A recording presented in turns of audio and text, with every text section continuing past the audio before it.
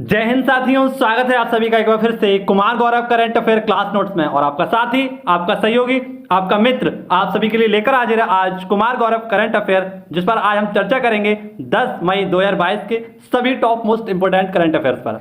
तो सभी साथी एक बार वीडियो को शेयर कर देंगे और सभी मेरे भाई एक बार इस वीडियो से जुड़ जाएंगे। और अभी तक उन्होंने अगर चैनल को सब्सक्राइब नहीं किया है तो जल्दी से चैनल को सब्सक्राइब करके बेल आइकन घंटी को दबा देंगे, जिससे कि उनको भी यह नोट्स प्रोवाइड हो सके और वह भी अपने परीक्षा को नस्ते नाबूद कर सके, उसकी खोपड़ी में छेद कर सके। तो आ जाइए मित्रों, एक बार सभी का स्वागत है और शुरुआत करते हैं इस बेहतरीन से करंट अफेयर नोट्स की, जो आपके सभी कॉम्पिटिटिव एग्जाम की दृष्टि से बहुत ज्यादा इंपॉर्टेंट होने वाला है। आज की वीडियो आप सभी के लिए बहुत ज्यादा इंपॉर्टेंट है, तो सभी भाई एक बार पेशेंस के साथ इस वीडियो को देखना और बताना मुझे कि आज की वीडियो कैसी लगी, क्योंकि आज का क्वेश्चन नंबर 5, क्वेश्चन नंबर 6 और जितने भी आज के हमारे कुछ इंपॉर्टेंट क्वेश्चन हैं वो बहुत ज़्यादा इंपॉर्टेंट हैं और उनके पीछे की एक्सप्लेनेशन आपको बहुत ज़्यादा काम आने वाली है। तो सभी साथी एक बार जुड़ जाइए और शुरुआत करते हैं, आगाज करते हैं आज की क्लास का। ना संघर्ष ना तकलीफ तो क्या खाक मजा है जीने में, अच्छे अच्छे तूफान डल जाते हैं जब आग लगी हो सीने में। जैसा कि आप सभी लोग देख सकते हैं, पहला ही क्वेश्चन हमारी परीक्षा की दृष्टि से बहुत ज्यादा इंपॉर्टेंट है। पूछा गया है विश्व रेड क्रॉस डे। कौन सा मित्रों? विश्व रेड क्रॉस डे कब बनाया जाता है? तो इसे प्रत्येक 8 मई को मनाया जाता है। कब? 8 मई को। इसे मनाने के पीछे का एक कारण है, तो आइए इस कारण को समझते हैं क्यों ही 8 मई को इसे बनाया जाता है। तो 8 मई 1828 को एक बी डे बनाया जाता है। बी डे समझ रहे हैं ना आप? बर्थडे बनाया जाता है। और किसका बर्थडे? तो हेनरी ड्यूनेंट का बी डे है, इसीलिए हेनरी ड्यूनेंट के बी डे पर हम क्या बनाते हैं? रेड क्रॉस डे बनाते हैं, क्योंकि इन्होंने एक संस्था है जिसका नाम है रेड क्रॉस, इसकी स्थापना की थी। ठीक है, 1863 में इन्होंने एक स्थापना की थी जिसका नाम था रेड क्रॉस। ये जो रेड क्रॉस संस्था है, इसे 3 बार नोबेल पुरस्कार से भी सम्मानित किया गया है मित्रों। ठीक है, ये पॉइंट आप सभी को याद रखना। और इसी रेड क्रॉस की स्थापना करने के लिए 1901 में सबसे पहला जो शांति का नोबेल पुरस्कार दिया गया था वो किसे दिया गया था? हेनरी ड्यूनेंट को दिया गया था। इनकी एक संस्था है, आप सभी को याद रखनी है कि इस संस्था का नाम क्या है, तो नाम है रेड क्रॉस संस्था। और इस संस्था के द्वारा क्या होता है, तो युद्ध के दौरान कोई भी सैनिक जब गंभीर रूप से घायल हो जाता है तो इसमें यह रेड क्रॉस सहायता करता है। ठीक है मित्रों, युद्ध के दौरान सभी घायलों की जो आपकी सहायता करता है वो कौन करता है? रेड क्रॉस करता है। रेड क्रॉस के बारे में जानते हैं, रेड क्रॉस का हेडक्वार्टर जिनेवा में है, जैसे मैंने आपको बताया रेड क्रॉस। और इसी के साथ WTO, WHO, विप्पो, WEF, ILO, गेल, अंकटाड, WTO, इन सभी का हेडक्वार्टर कहां पर है? तो जिनेवा में है। इसी प्रकार से रेड क्रॉस का भी हेडक्वार्टर कहां पर है? जिनेवा में ही, स्विट्जरलैंड में है। और स्विट्जरलैंड की राजधानी क्या है? बर्न है। 1863 में इसकी स्थापना होती है और 3 बार इसे नोबेल पुरस्कार से भी सम्मानित किया गया, 1917 में, 1944 में और 1963 में। ठीक है मित्रों, तो ये पॉइंट आपको इस क्वेश्चन से यहां तक याद रखना था, ये आपके लिए इंपॉर्टेंट था। अब देखते हैं 2022 की थीम क्या है। तो वी ह्यूमन काइंड क्या है मित्रों? वी ह्यूमन काइंड 2022 की इसकी थीम है। ऐसे ही भारत की बात करें तो भारत की है इंडियन रेड सोसाइटी, इसकी स्थापना 1920 में होती है। अब शांति की बात आई है तो मित्रों आप सभी को याद रखना है कि शांति का नोबेल पुरस्कार 2021 में 2 महान व्यक्तियों को दिया गया है, एक है मारिया रेसा और एक है दिमित्री मोराटेव। इन दोनों को 2021 का शांति का नोबेल पुरस्कार दिया गया है, जबकि रेड क्रॉस को 3 बार शांति के नोबेल पुरस्कार से सम्मानित किया गया है। ये आपके लिए फैक्ट है और इन चीजों को आप याद रखना, आपको अंतर दिखेगा, आपको दिखेगा, ये नोट्स आपके लिए बहुत ज्यादा इंपॉर्टेंट साबित होने वाली हैं। तो आप सभी लोग थोड़ा सा पेशेंस करके इस वीडियो को पूरा अवश्य देख लेना, क्योंकि जो इस वीडियो से पढ़ सकता है वो डिजिटल बोर्ड पर भी पढ़ सकता है, क्योंकि जो मेहनत कर सकता है वो इस वीडियो से भी पढ़ सकता है। एक कागज का टुकड़ा ही सही, लेकिन पूरे बाजार में आग लगाने के लिए काफी होता है। आप सभी लोग इस बात से परिचित हैं। अगला क्वेश्चन आप सभी के सामने है, क्वेश्चन नंबर 2। ये क्वेश्चन नंबर 2 आपकी जिंदगी में आपके सवालों को 2 नंबर आगे लेकर जाएगी। ठीक है, तो आप सभी लोग इसे देखना और ये इंपॉर्टेंट क्वेश्चनों को नोट डाउन करना। इसमें आपको कुछ इंपॉर्टेंट पुरस्कार भी कराऊंगा और इसके साथ साथ आपको बताऊंगा कि जो 2020, 2021 और 2022 का खाद्य पुरस्कार किसे किसे दिया गया था, तो इनकी भी मैंने आपके लिए छोटी सी लिस्ट बनाई है, इसे आप 2 मिनट में याद कर लेंगे। देखिए मित्रों, विश्व खाद्य पुरस्कार 2022 ये किसे दिया गया है? तो डॉक्टर सिंथिया रोज़सेनज़विक। कौन है मित्रों? रोज़सेनज़विक को यह पुरस्कार दिया गया है 2022 का। ऐसे अगर हम बात करें किसके द्वारा इस पुरस्कार को दिया जाता है, तो एक संस्था जिसे आप सभी लोग जानते हैं, फूड एंड एग्रीकल्चर ऑर्गेनाइजेशन, जिसका हेडक्वार्टर रोम इटली में है। और इटली आप पता है, इटली का एक द्वीप है जिसका नाम है सिसिली द्वीप। ये पॉइंट भी आप याद रखना। यहाँ पर ही 2 आप सभी लोग याद रखना, एक माउंट एटना और माउंट वेसुवियस, 2 ज्वालामुखी भी हैं, इनके नाम याद रखना। अब FAO इसकी स्थापना होती है 16 अक्टूबर 1945 को, इसीलिए 16 अक्टूबर को हम क्या बनाते हैं? विश्व खाद्य दिवस भी बनाया जाता है। ठीक है, ये पॉइंट आपको यहाँ से याद हुआ। अब देखिए मित्रों, इन्हें 2022 का ये पुरस्कार जो दिया गया है, आखिरकार क्यों दिया गया है? तो इन्होंने जलवायु परिवर्तन और खाद्य प्रणाली पर अध्ययन किया था, इसके लिए इन्हें 2022 का विश्व खाद्य पुरस्कार दिया गया है। और ये यूएसए की रहने वाली हैं, ठीक है, रहने वाले हैं, रहने वाले नहीं, ठीक है। अब 2020 का किसे दिया गया था? तो मिट्टी के लाल रतन लाल को, मिट्टी के अध्ययन के लिए रतन लाल को दिया गया था। शकुंतला हरकी सिंह, इन्हें दिया गया था 2021 का। और 2022 का तो आपके सामने ही है, सिंथिया रोंजबेक, ठीक है। ये सभी लोग, आप सभी को पॉइंट याद रखने हैं। अब सिंधिया के नाम से आपको एक नाम याद आ रहा होगा, ज्योतिरादित्य सिंधिया। ये ज्योतिरादित्य सिंधिया कौन है? तो इस पॉइंट को भी आप याद रख लेना। आपको याद रखना है जो हमारे उड्डयन मंत्रालय के मंत्री हैं वो कौन है? तो यहाँ पर याद रखना ज्योतिरादित्य सिंधिया हैं, ठीक है। आप सभी के लिए बेहद इंपॉर्टेंट और ललन टॉप क्वेश्चनों के साथ आज हम बात करेंगे प्रमुख पुरस्कारों पर। तो आइए प्रमुख पुरस्कारों की एक छोटी सी लिस्ट का रिवीजन आपको कराता हूं, जो आपके सभी कॉम्पिटिटिव एग्जाम की दृष्टि से बहुत ज्यादा इंपॉर्टेंट रहेगी। देखिए मित्रों, ये पॉइंट है आपको याद करने हैं। कौन कौन से हैं? तो पहला साहित्य अकादमी पुरस्कार इंग्लिश का किसे दिया गया था? तो नमिता गोखले को। हिंदी में किसे दिया गया है? तो दया प्रकाश सिन्हा को सम्राट अशोक के लिए ये दिया गया था। सुभाष चंद्र बोस आपदा प्रबंधन पुरस्कार तो किसे दिया गया था? ये विनोद कुमार को दिया गया था और संस्था के द्वारा, ये एक गुजरात संस्था है, इसे दिया गया था। नेक्स्ट आप सभी लोग याद रखना, मिस यूनिवर्स का खिताब यह 70वां इजराइल में हुआ था और हरनाथ संधू को यहाँ पर दिया गया है। नेताजी पुरस्कार, यहाँ नेताजी कर लेना आप सब लोग, शिंजो अबे जो जापान के पूर्व प्रधानमंत्री है, इन्हें दिया गया था, ठीक है। यहाँ पर आप सभी लोग देख लें, राष्ट्रीय जल पुरस्कार, राष्ट्रीय जल पुरस्कार के लिए यहाँ पर पहला पुरस्कार किसे दिया गया था? तो उत्तर प्रदेश को दिया गया था। सेकंड कौन सा है? राजस्थान। और तीसरा था छत्तीसगढ़।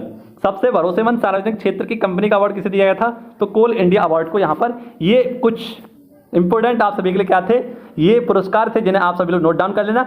अगली वीडियो में आपके लिए लेटेस्ट जो हमारे मार्च, अप्रैल और मई माह के इंपॉर्टेंट रहेंगे, उन सभी पर हम चर्चा करेंगे। तो उसका आप सभी लोग इंतजार करिए और हम आप सभी के लिए एक नई शुरुआत करने जा रहे हैं, जो आप सभी के लिए बहुत ज़्यादा इंपॉर्टेंट रहेगी, ठीक है। तो मैंने आप सभी को व्हाट्सएप की लिंक दे दी है, तो सभी साथी एक बार व्हाट्सएप लिंक को जाकर ज्वाइन कर लें और वहां पर आपको डेली करंट अफेयर मैं आपको प्रोवाइड कराऊंगा, अपने नोट्स आप सभी को प्रोवाइड कराऊंगा, ठीक है।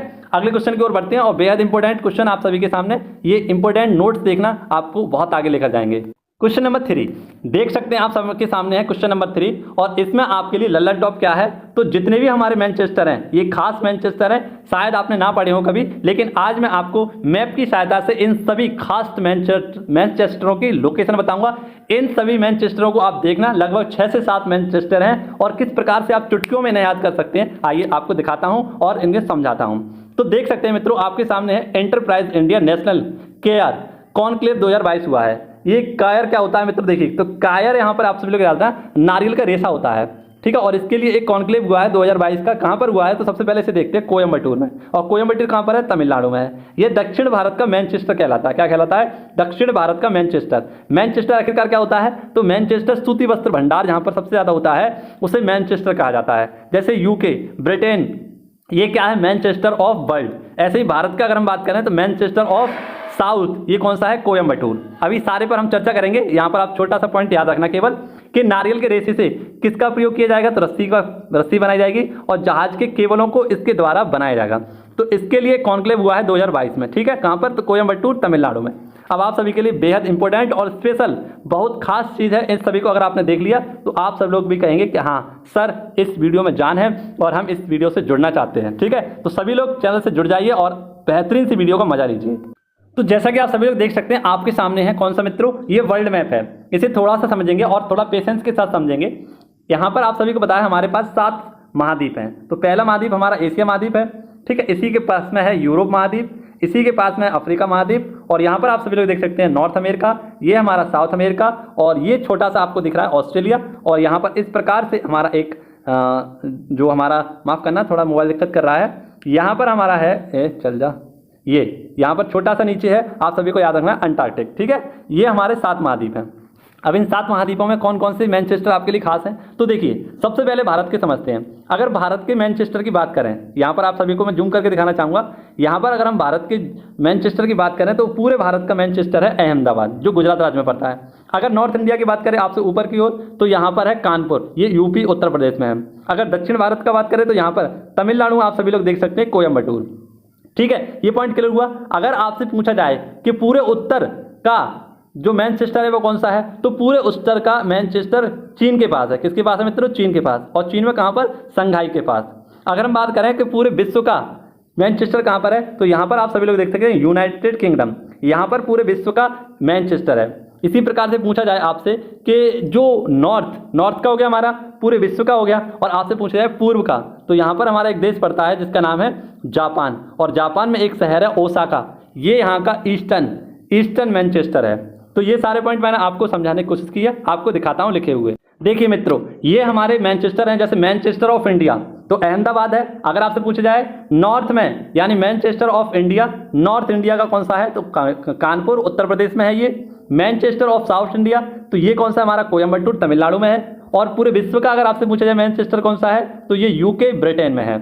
इसी के साथ आपसे पूछा जाए विश्व में ईस्ट का कौन सा हमारा है, तो ईस्ट में मैंने आपको बताया, ईस्ट में हमारा जापान है, और जापान का एक शहर है ओसाका, यहाँ पर आपको याद रखना है। ऐसी नॉर्थ इंडिया का, नॉर्थ वर्ल्ड का पूछा जाए आपसे तो संघाई, और ये संघाई कहाँ पर है? चीन में। तो ये आपके लिए मसाला था, और किसका मसाला था? तो मैनचेस्टर का धमाका ये हो चुका है। ठीक है, तो जो कोई भी इसका लुत्फ ले रहा है, यहाँ पर आप सभी को मैनचेस्टर कभी भी भूल नहीं पाएंगे। ठीक है, और आगे हम चलते रहेंगे, इसी प्रकार से इनका रिवीजन करते रहेंगे। आप अगर जुड़ते रहेंगे तो आप सभी इन चीज़ों को याद भी कर पाएंगे। अब क्वेश्चन नंबर 4 देखना, और इसके बाद दिखाऊंगा आपको क्वेश्चन नंबर 5। यहाँ पर क्वेश्चन का लेवल दिखाऊंगा और समझने की चीज़ दिखाऊंगा आपको, क्या क्या पढ़ना है और किस चीज़ से पढ़ना है। ठीक है, तो इस चीज़ को भी आप देखना और नोटिफाई करना कि क्या खास है इस वीडियो में आपके लिए। क्वेश्चन नंबर 4 है आपके सामने, और इसमें आपको प्रमुख स्थापना कराऊंगा। क्या मित्रों, अब तक जो स्थापना दिवस बनाए गए हैं जनवरी से मई के बीच में, उनमें कौन कौन सी चीज़ों की जो इंपॉर्टेंट है उनके स्थापना दिवस आपको कराऊंगा, और बताऊंगा किसका कौन सा स्थापना दिवस है। ठीक है, जिस प्रकार से BRO बॉर्डर रोड ऑर्गेनाइजेशन का 63वां स्थापना दिवस है, यह कब बनाया गया था? तो 7 मई को बनाया गया था। 7 मई को क्यों मनाते हैं? क्योंकि 7 मई 1860 को ही BRO की स्थापना होती है। ये BRO क्या है आखिरकार? BRO एक ऐसा संस्था है जो चीन और पाकिस्तान के बॉर्डर के आसपास के जो क्षेत्र हैं, यहाँ पर क्या करता है? तो सड़क का निर्माण करता है। ठीक है, बॉर्डर रोड ऑर्गेनाइजेशन हमारे लिए बहुत ज़्यादा इंपॉर्टेंट है, और हमें परीक्षा की दृष्टि से नहीं बल्कि एक नागरिक होने की दृष्टि से भी इस चीज़ को जाना चाहिए कि जो बॉर्डर रोड ऑर्गेनाइजेशन है ये क्या कार्य करता है। तो पाकिस्तान और चीन की नाक में दम करता है और यहाँ पर रोड बनाता है। अपने जो नॉर्थ ईस्ट के देश हैं, नॉर्थ के जो देश हैं, यहाँ पर ऊबड़ खाबड़ जगह पर रोड बनाने का काम कौन करता है? तो बॉर्डर रोड ऑर्गेनाइजेशन ही करता है। ये किसके मंत्रालय? तो रक्षा मंत्रालय के अधीन आता है। ये पॉइंट आप सभी लोग याद रखना, यहाँ पर गलती मत करना कि आप सभी लोग रोड तो यहाँ पर सड़क मंत्रालय से संबंधित करते हैं, नहीं, ये रक्षा मंत्रालय से संबंधित है। और रक्षा मंत्रालय के मंत्री कौन है? राजनाथ सिंह। इसका हेडक्वार्टर कहाँ पर है? दिल्ली में। 7 मई को BRO डे बनाया जाता है, ये पॉइंट आप सभी लोग याद रखना। और इसके हेड है प्रेजेंट टाइम में राजीव चौधरी। ये हमारा BRO, और BRO यानी यो ब्रो, ये हमारा याद रखना है, इसका 63वां स्थापना दिवस है यो ब्रो का। ठीक है, अब आप सभी के लिए बेहद इंपॉर्टेंट एक क्वेश्चन है, इसको आप नोट डाउन करना कि हाल ही में BRO को क्या दिया गया था? बेस्ट इंफ्रास्ट्रक्चर का पुरस्कार दिया गया था। और किसके लिए? किसका? तो अटल सुरंग के इंफ्रास्ट्रक्चर के लिए बेस्ट इंफ्रास्ट्रक्चर प्रोजेक्ट पुरस्कार दिया गया था 2022 का। और ये अटल सुरंग आप सभी लोग जानते हैं मनाली से लेह और हिमाचल प्रदेश में अटल सुरंग पड़ती है। इसका पुराना नाम रोहतांग सुरंग था, और इसकी लंबाई आप सभी लोग याद रखना 9.02 किलोमीटर इसकी लंबाई है। ठीक, ये पॉइंट आप सभी लोग क्लियर हुआ ना। अब आपके लिए प्रमुख स्थापना दिवस देखें मित्रों, आपके लिए क्या है? 46वां स्थापना दिवस। और ये किसका 46वां स्थापना दिवस था? तो भारतीय तटरक्षक बल, जिसे हम इंडियन कोस्ट गार्ड के नाम से जानते हैं। और 1 फरवरी को इसका क्या बनाया गया था? स्थापना दिवस। कौन से नंबर का? 46वें नंबर का। बीरेंद्र सिंह पठानिया इसके हेड हैं ICG के। DRDO को 64वां स्थापना दिवस बनाया गया था 1 जनवरी 2022 को। NDRF national disaster reserve force, इसका हेड कब? तो 17वां और 19 जनवरी को बनाया गया था। ITBP का 60वां स्थापना दिवस मनाया गया था, और ये 24 अक्टूबर को। गणतंत्र दिवस कब मनाया जाता है? तो 26 जनवरी को, और 73वें नंबर का हमने बनाया था।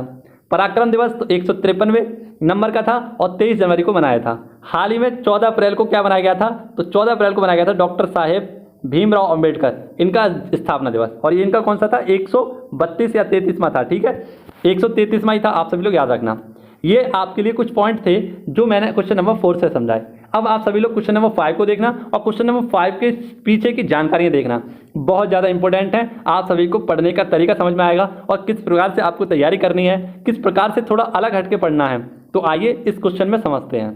तो देखिए मित्रों, हमारा एक क्वेश्चन था जो काफ़ी इंपॉर्टेंट क्वेश्चन था। क्वेश्चन नंबर 5, भारत नॉर्डिक शिखर सम्मेलन कहाँ पर हुआ है?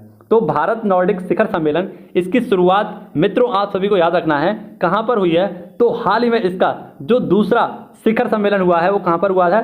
कोपेनहेगन। और कोपेनहेगन कहाँ पर है? तो डेनमार्क की राजधानी है कोपेनहेगन।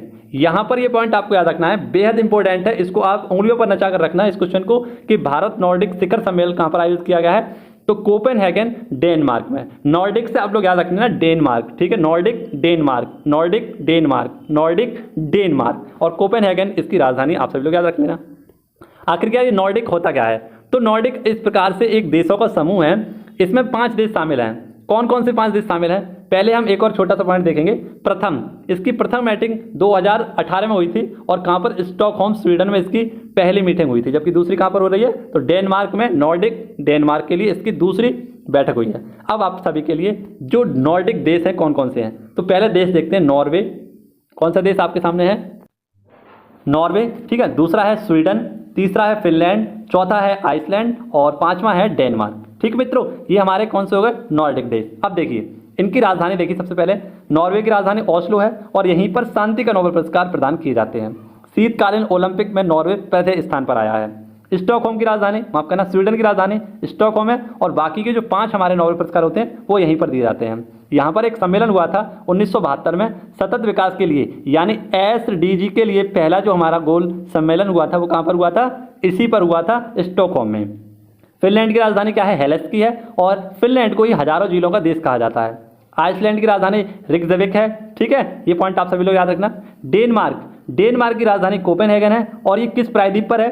तो जटलैंड प्रायद्वीप पर बसा हुआ है। और डेनमार्क के पास क्या है? तो ग्रीनलैंड पर अधिकार किसका है? डेनमार्क का है। हालांकि जो ग्रीनलैंड है ये ज्योग्राफिकल रूप से अमेरिका के पास आता है, लेकिन अगर हम देखें इस पर प्रशासनिक जो कब्जा किसका है, तो वो है डेनमार्क का। ठीक है, एक छोटा सा देश एक बहुत बड़े द्वीप पर कब्जा करे हुए है। इस पॉइंट को आप सभी लोग याद रखना। अब आप सभी के सामने एक छोटा सा और इम्पोर्टेंट, जैसा कि मुझे पता है कि इस बार आपसे बाल्टिक देश पूछे जा सकते हैं, तो आप सभी को बाल्टिक देशों के साथ साथ इनकी क्या याद रखनी है? इनकी राजधानियां भी याद रखनी है, जिसमें हमारे 3 देश हैं बाल्टिक देशों में, एस्टोनिया, लातविया और लिथुआनिया। इनकी राजधानी मेरे मन में आ रहा है कि शायद आपसे परीक्षा में इनकी राजधानियां पूछी जा सकती हैं, तो आप सभी लोग एक बार इसे देख लेना, और एस्टोनिया, लातविया और लिथुआनिया की आप कैसे भी करके इन तीनों को याद कर लेना। हालांकि कई बार मैंने रिवीजन कराया है, शायद याद भी हो गई होंगी, लेकिन आप इनको याद कर लेना। एस्टोनिया की राजधानी है तल्लीन, लातविया की राजधानी है रीगा, और लिथुआनिया की राजधानी है वर्नियस। ठीक है, ये पॉइंट आप सभी लोग याद रखना, LLL, ठीक है, या लाल करके याद कर लेना। कौन कौन सी? लिथुआनिया, लातविया और एस्टोनिया हमारे क्या है? 3 बाल्टिक देश हैं। अब 3 बाल्टिक देशों के साथ साथ आपको 3 गोल्डन ट्रायंगल कंट्रीज भी याद रखनी है। 3 गोल्डन ट्रायंगल कंट्रीज कौन सी हैं? तो ये ईरान, अफगानिस्तान और पाकिस्तान। ईरान यहाँ पर है, पाकिस्तान यहाँ पर है, और इसी के पास अफगानिस्तान है। ठीक है, माफ करना, ये ईरान के पास अफगानिस्तान, और अफगानिस्तान के पास पाकिस्तान है। ठीक है, ये पॉइंट आपको याद रखना। और इन्हें गोल्डन ट्रायंगल कंट्रीज क्यों कहते हैं? क्योंकि ये अफीम की खेती के लिए जानी जाती हैं। वैसे तो अफगानिस्तान ने अफीम की खेती पर बैन कर दिया गया है, लेकिन तीनों गोल्डन ट्रायंगल कंट्री में आती हैं। ठीक है, अफीम की खेती के लिए। क्वेश्चन नंबर 6 देखेंगे, और क्वेश्चन नंबर 6 भी आपके लिए इसी प्रकार खास है। कुछ इंपॉर्टेंट तरीके से आपको जानकारियां दूंगा, इनको आप देखना, नोट डाउन करना। क्वेश्चन नंबर 6 है आपके सामने, 5वां आदि महोत्सव। 5वां आदि महोत्सव क्या है? ये आदि महोत्सव आप समझ रहे होंगे कोई त्योहार सा है, नहीं, यहाँ पर एक मेला का आयोजन किया जाता है जिसे आदि महोत्सव कहा जाता है। आदि में आप सभी लोग देख सकते हैं आदि जाति है ना, और आदिवासियों के लिए एक प्रोडक्ट को बेचने के लिए मंच जो बनाया जाता है, जो आदिवासी होते हैं, जो हमारे ट्राइब्स होती हैं, वह अपना सामान कैसे बेच सकें, तो उनके लिए एक महोत्सव का आयोजन किया जाता है, और यहाँ पर ये अपने प्रोडक्टों को बेचते हैं। ठीक है, अपने प्रोडक्ट जैसे कुछ भी ये बनाते हो, बांस, लकड़ी, पत्तों से निर्मित, वो सारी चीज़ें यहाँ पर बेचने के लिए एक मंच बनाया जाता है, और उसका नाम है, यह है आदि महोत्सव, जो 5वें नंबर का था। इसकी शुरुआत 2017 से हुई थी, और इसका आयोजन कहाँ पर किया गया था? मांडला में। आप सभी लोग याद रखना, मांडला, मध्य प्रदेश। मांडला से आपको क्या क्या, देखो याद कैसे करेंगे? आदि से हो गया हमारा आदिवासी, ठीक है, और आदिवासी ज़्यादातर हमारे कहाँ मिलते हैं? तो मध्य प्रदेश में ही मिलते हैं। और मांडला आप सभी लोग याद रखना, देखो अर्जुन मुंडा कौन है? जनजाति मंत्रालय के मंत्री हैं, और जनजाति से संबंधित है, तो मुंडा यहाँ लगा है, तो आप सभी लोग याद रखना है मांडला। क्या मित्रों? मांडला, और मांडला क्या है? मध्य प्रदेश में। ठीक, ये पॉइंट आपको याद हुआ। अब संस्था है एक इन सभी की, उसे हम कहते हैं ट्राइफेड। ये ट्राइफेड क्या करता है? 1987 में इसकी स्थापना हुई थी, और आदिवासियों के लिए उनको मंच प्रदान करने के लिए ट्राइफेड बहुत सारे कार्य करता है। ठीक है, ट्राइफेड आप सभी लोग याद रखना, 1987 में इसकी स्थापना हुई थी। हाल ही में 40वां हुनर हाट किया गया था, तो हुनर हाट को भी समझिए आप सभी लोग। हुनर हाट क्या होता है? यहाँ पर भी अपने प्रोडक्ट को बेचने के लिए एक मेले का आयोजन किया जाता है। ठीक है, ये हुनर हाट 40वें नंबर का था, मुंबई में किया गया था। डेफ एक्सपो, यहाँ पर डेफ एक्सपो याद रखना, डेक्स एक्सपो आपके लिए बहुत ज़्यादा इंपॉर्टेंट है। ये गांधीनगर गुजरात में आयोजित होने वाला था 2022 का, लेकिन इसे क्या कर दिया गया, स्थगित कर दिया गया है। ठीक है, ये सभी लोग आप याद रखना। 2021 का कहाँ पर हुआ था, तो ये लखनऊ में हुआ था। डेफ एक्सपो में क्या करते हैं, तो यहाँ पर अपने देश की पावर का प्रदर्शन करते हैं, यानी हमारे पास कौन कौन से हथियार हैं, कौन कौन से वेपन हैं, उन सभी की प्रदर्शनी लगती है डेफ एक्सपो में। ठीक है, ये पॉइंट आप सभी लोग याद रखना। क्वेश्चन नंबर 7 आपके लिए बहुत ज़्यादा इंपॉर्टेंट और आपको याद भी रखना चाहिए। 24 मूक बहादुर ओलंपिक, तो ये हुए हैं ब्राजील में। कहाँ पर मित्रों, सबसे पहला ही क्वेश्चन हमारा आपसे पूछा जाएगा 24वें मूक बहादुर ओलंपिक कहाँ पर आयोजित किए गए हैं, तो ये ब्राजील में किए गए हैं। ठीक है, और इसमें भारत की तरफ से 4 गोल्ड मेडल जीते गए हैं। कितने, 4 गोल्ड मेडल। सबसे पहले अभिनव देशपाल, इन्होंने 10 मीटर एयर पिस्टल में गोल्ड मेडल जीता है। सेकंड, बैडमिंटन टीम है हमारी, इसने गोल्ड मेडल जीता है। इसी के साथ धनुष श्रीकांत और प्रियसा ने यहाँ पर मिक्स्ड में 10 मीटर एयर पिस्टल में गोल्ड मेडल जीता है। और इसी के साथ केवल धनुष श्रीकांत ने राइफल शूटिंग में, यानी 10 मीटर राइफल शूटिंग में गोल्ड मेडल जीता है। ठीक, ये पॉइंट आप सभी लोग याद रखना। क्वेश्चन नंबर 7 से आपको ये पॉइंट याद रखने हैं। ठीक है, 4 गोल्ड अभिनव देशपाल, बैडमिंटन टीम, धनुष श्रीकांत और धनुष श्रीकांत। ठीक है, अगला क्वेश्चन, क्वेश्चन नंबर 8 आप सभी के सामने, और कुछ एप्लीकेशन इनके बारे में आपको जानकारी दूंगा, इन्हें आप नोट डाउन करिएगा। व्हीकल मूवमेंट ट्रैकिंग सिस्टम 2000 एक मोबाइल ऐप है। व्हीकल मूवमेंट ट्रैकिंग सिस्टम एक मोबाइल ऐप है और हाल ही में किसने स्टार्ट किया है, मनोहर लाल खट्टर ने। कहाँ पर, मनोहर लाल खट्टर कहाँ के हैं, तो हरियाणा के सीएम हैं। ठीक है, ये पॉइंट आप सभी लोग याद रखना। और यहाँ के गवर्नर कौन है, तो बंडारू दत्तात्रेय। कौन है मित्रों, बंडारू दत्तात्रेय। बंडारू दत्तात्रेय यहाँ के क्या है, बंडारू दत्तात्रेय यहाँ के गवर्नर हैं। अब ये व्हीकल मूवमेंट ट्रैकिंग क्या है, तो इसे समझते हैं। ये सिस्टम क्या है, ये एक ऐसा सिस्टम है, जैसे मान लीजिए आप सभी को कोई गाड़ी चलानी है और इस गाड़ी के द्वारा आपको क्या करना है, खनन करना है। किस चीज़ का, बालू का करना है, मिट्टी का करना है, कोयले का करना है, तो यहाँ पर आपको एक ट्रैकिंग सुविधा दी जाएगी। अगर इस ट्रैकिंग सुविधा के माध्यम से आप सभी लोग क्या कर सकेंगे, खनन कर सकेंगे। अगर मान लीजिए आप इस ट्रैकिंग सुविधा में नहीं आ रहे हैं और अवैध खनन कर रहे हैं, तो यहाँ पर आपको अवैध खनन पर रोक लगाई जाएगी। और ट्रैकिंग सुविधा अगर उपलब्ध नहीं है तो आपको क्या किया जाएगा, माइनिंग पर रोक लगा दी जाएगी। ठीक है, तो आपका जो ट्रक है, तो ट्रक कुछ काम का नहीं रहेगा, ट्रैक्टर कोई काम का नहीं रहेगा आपका, तो इसलिए आपको क्या करना पड़ेगा, इस ट्रैकिंग से जुड़ना पड़ेगा। ठीक है, और इस ट्रैकिंग के माध्यम से आप कुछ भी कर सकते हैं। कुछ मतलब आप सरकार के द्वारा जो काम कराया जाएगा वो कर सकते हैं, यानी आप बालू खोद के ला सकते हैं, मिट्टी खोद के ला सकते हैं, कोयला खोद के ला सकते हैं। तो लेकिन आपको लिए इस मोबाइल ऐप से लिंक होना पड़ेगा। ठीक है, ये हरियाणा सरकार के द्वारा स्थापित किया गया है, बनाया गया है। क्वेश्चन नंबर जो मैं आज लेकर आया हूँ आपके लिए, एक क्वेश्चन है, आप सभी को याद रखना है। ये क्वेश्चन आप सभी को याद रखना है, क्योंकि मित्रों इसमें मैंने आपको 2 क्वेश्चन कनेक्ट करके दिए हैं। इन दोनों क्वेश्चनों को आपको देखना और समझ में आएगा तो बताना। एक क्वेश्चन था हमारा कि 800 मीटर से अधिक ऊंची जो चोटियां हैं उनको फतेह करने वाली पहली महिला कौन बनी थी, प्रियंका मोहिते। इन्होंने 5 चोटियां कौन कौन सी, तो Mount Everest, Mount Lhotse, Mount Makalu, Mount Kilimanjaro और माउंट केटू को फतेह किया था। और ये पहली ऐसी महिला बन चुकी हैं जिन्होंने 800 मीटर ऊंची जितनी भी चोटियां हैं उनको फतेह किया है। प्रियंका राधाकृष्णन, ये न्यूजीलैंड के प्रधानमंत्री जो हैं जेसिका अर्डर्न, उनके मंत्रिपरिषद में स्थित हैं। ठीक है, और एक मंत्री हैं जो वाणिज्य मंत्रालय की मंत्री हैं। प्रियंका नोटक्की ये 23वें नंबर की ग्रैंड मास्टर थी। अब आज का हमारा जो करंट अफेयर क्वेश्चन था वो इसमें मैंने कनेक्ट किया है, आप सभी लोग देखना। छोटा सा क्वेश्चन था लेकिन अपने आप में एक बहुत बड़ी इतिहास लेकर रखा है, एक बहुत बड़ी आग अपने अंदर लिए बैठा है। ठीक है, तो इस चीज़ को जानेंगे। माउंट एवरेस्ट पर 26 बार फतेह हासिल किसने की है, तो कामरीता शेरपा। ठीक है, कामरीता शेरपा कहाँ के हैं, तो ये नेपाल के हैं। ठीक है, कामरीता शेरपा और 26 बार फतेह कर चुकी हैं। पिछली बार मैंने आपको बताया था 25वीं बार, लेकिन अब एक बार फिर से इन्होंने 26वीं बार क्या कर दिया, माउंट एवरेस्ट को फतेह कर दिया। माउंट एवरेस्ट की ऊंचाई कितनी है, तो 8,848.6 मीटर। ये हमारी क्या है, माउंट एवरेस्ट की ऊंचाई है, जो विश्व का सबसे ऊंचा एवरेस्ट है या सबसे ऊंची चोटी है। ठीक, अब आपके लिए क्वेश्चन नंबर 6 आपके लिए बहुत ज़्यादा इंपॉर्टेंट था, इसको आप नोट डाउन कर लेना। अगला क्वेश्चन आपके सामने आने वाला है, क्वेश्चन नंबर 9, बेहद इंपॉर्टेंट क्वेश्चन और रेलवे से संबंधित कुछ स्पेशल फैक्ट मैं आपको इस क्वेश्चन में कराने वाला हूं। तो बहुत ही पेशेंस के साथ आपको ये रेलवे संबंधित कुछ फैक्ट देखने हैं। सबसे पहला क्वेश्चन देखते हैं कि Indian railway category and tourism corporation की पहली भारत गौरव टूरिस्ट ट्रेन चलाई गई है। हमारे सर के नाम पर एक ट्रेन आ चुकी है और सर के नाम की अगर चीज़ आपने याद नहीं कर पाई तो आपकी ज़िंदगी पर धिक्कार होगा। ठीक है, तो आप सभी को याद रखना है 2-1 जून को, यानी कि विश्व योगा दिवस वाले दिन भारत गौरव टूरिस्ट ट्रेन चलाई जाएगी। ठीक है, और कहाँ से कहाँ तक, तो सफदरजंग दिल्ली से भद्राचतम से ये क्या जो तेलंगाना में स्थित है यहाँ तक चलाई जाएगी। ठीक है, तो भारत गौरव, भारत का गौरव आप सभी लोग जानते हैं कौन है, हमारे कुमार गौरव सर हैं। और कुमार गौरव सर जो करंट अफेयर के बादशाह हैं, आप सभी के सामने छाए हुए हैं और लगातार कुछ रिकॉर्ड बनाते जा रहे हैं। ठीक है, तो इन्हीं के साथ साथ आपको क्या करना है, आप सभी को बेहतरीन तरीके से इन चीज़ों को याद रखना है। ठीक है, तो कुमार गौरव सर के नाम से स्टेशन पर एक ट्रेन चलाई गई है। हालांकि मैं तो इसे ऐसे याद करूंगा और आपको समझाऊंगा भी ऐसे ही। भारत गौरव टूरिस्ट ट्रेन 21 जून 2022, भारत गौरव टूरिस्ट ट्रेन 21 जून 2022। और 21 जून को क्या बनाते हैं, तो विश्व योग दिवस मनाते हैं। कहाँ से कहाँ तक, तो सफदरजंग से भद्राचलम, ये कहाँ पर, तेलंगाना तक यह चलाया जाएगा। और इसकी थीम है देखो अपना भारत। क्या है मित्रों, देखो अपना भारत।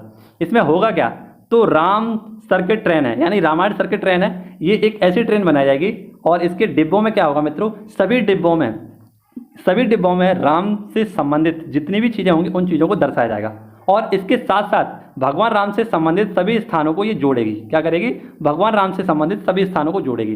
तो ये बहुत बेहतरीन ट्रेन है। अगर आप सभी को किसी को भी मौका मिले तो एक बार जरूर बताना कि आप इस ट्रेन में बैठे हैं। हालांकि मेरे कुछ साथी अयोध्या से जुड़े हुए हैं, तो आप जब भी बैठें तो कमेंट करके बताना कि आप इस बेहतरीन सी ट्रेन में बैठे हैं या नहीं बैठे हैं। ठीक है, भारत गौरव ट्रेन। आइए मित्रों, आज का हमारा जो क्वेश्चन था मैंने एक करेक्ट करके बता दिया, तो वहाँ पर हमारा एक क्वेश्चन नंबर 10 हो चुका था। अब आपके लिए बेहद इंपॉर्टेंट और आज का हमारा ये क्वेश्चन आप सभी के लेवल को देखेगा और आप सभी लोग बताना कि आप इसमें से सही आंसर कौन सा चुनेंगे। ठीक है, इसी प्रकार से हमारा बना हुआ है करंट अफेयर, और करंट अफेयर को बहुत सरल तरीके से इस क्वेश्चन के माध्यम से मैं आपको समझाने की कोशिश करूंगा। तो इस सभी का आंसर मैं आपको कल बताऊंगा, लेकिन आप सभी को बताना है कि आप सभी लोग इनमें से किन किन लोगों को जानते हैं। जिन जिन लोगों को आप जानते हैं उन सभी का नाम लिखकर और उनके बारे में, उनकी पोस्ट के बारे में आप सभी लोग लिखना है। आपको कसम है आपके सपनों की, आपको कसम है आपके उड़ानों की। ठीक है, सैन्य अभियान का महानिदेशक नियुक्त किया गया है। ए मनोज पांडे। हालांकि इतने सारे ऑप्शन है, आप सभी के सामने कंफ्यूज हो गए होंगे, लेकिन आप लगातार अगर इस वीडियो से जुड़े होंगे तो मैंने कई बार इन चीज़ों का रिवीजन कराया है कि मनोज, प्रियंका, राजीव, अजय और इसी के साथ साथ जैनसिका, ये 4-5 लोग ऐसे हैं जो एक ही नाम के हैं और हमारे सामने आगे आते रहते हैं। तो इनको हम क्या कर देंगे, इनकी खोपड़ी में छेद कर देंगे और इन्हें याद भी कर लेंगे। मनोज पांडे, मनोज सोनी, मनोज मुकुंद नरवणे, मनोज सिन्हा, मनोज वाजपेयी, मनोज तिवारी और मनोज कुमार कटियार। इन तीनों का, माफ करना, इन 7 का नाम आपको कमेंट बॉक्स में बताना होगा कि ये कौन से किन किन से रिलेटेड हैं। अगर आप सिर्फ इसका आंसर करना चाहते हैं तो इसका आंसर भी कर सकते हैं। ठीक है, तो आपको एक बेहतरीन सी सौगात दूंगा मैं अगर आपने कमेंट में इसका आंसर दिया। ठीक है, तो आपको कुछ ऑफर मिलने वाला है, कुछ बढ़िया सी जानकारी मैं कमेंट बॉक्स में दूंगा। तो इन सभी का आप सभी लोगों को आंसर देना है और आशा करता हूं कि आप करंट अफेयर को उसकी खोपड़ी में छेद करने के लिए तैयार भी होंगे। ठीक है, तो आपको मैं एक बार लिस्ट कराऊंगा। अजय, राधिका, अजय, प्रियंका, अजय, प्रियंका, राजीव और एक है जेंस गार्डन। इन सभी के नामों को इकट्ठा लेकर आऊँगा आपके सामने और बेहतरीन तरीके से आपको सारे नाम याद करा दूंगा। यही हमारे आसपास भटक रहे हैं, ये नियुक्तियाँ हमारे आसपास भटक रही हैं, तो इनको हम अपने कब्जे में कर लेंगे और इन्हें अपने साथ रखेंगे, अपनी जेब में, पॉकेट में याद रख लेंगे। ठीक है, तो इसी के साथ आज के हमारे जो सवाल हैं सभी समाप्त होते हैं। आशा करता हूँ आपको पूरी वीडियो अच्छी लगी होगी, मज़ा आया होगा पढ़ने में, लगा होगा कुछ, हाँ आपने अच्छा पढ़ा, बेहतर पढ़ा और अच्छा पढ़ा। ठीक है, काम का पढ़ा, कोई भी किसी चीज़ की कोई आपको पता ही है, मैं तो आपको बताता ही रहता हूँ सारी चीज़ें। तो जितने भी साथी अगर अभी तक नहीं जुड़े हैं तो सबसे पहले सभी लोग जुड़ जाइए, चैनल को सब्सक्राइब कर लीजिए। ठीक है, बेल आइकन घंटी को दबा दीजिए। मिलेंगे आप सभी से अगली वीडियो में। धन्यवाद, जय हिंद, जय भारत, भारत माता की जय, वंदे मातरम।